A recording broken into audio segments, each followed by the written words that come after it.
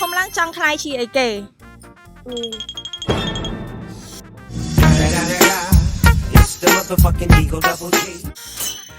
ធំឡើងខ្ញុំចង់ខ្លាយជាអ្នកមាននិយាយខ្លាំងហ្មង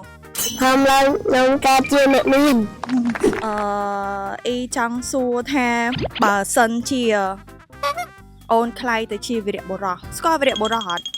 ស្គាល់ហើយសួរអូនបើសិនជាអូនខ្លាយជាវីរៈបុរសតើអូននឹងធ្វើអ្វីមុនគេមកផ្ទះចង់ធ្វើផ្ទះធ្វើផ្ទះឲ្យណាគេ យាយអ៊ំរស់នៅ អានឹងគេហៅផ្សិតអីគេ ពង ពងផ្សិតបងប្អូនអានេះ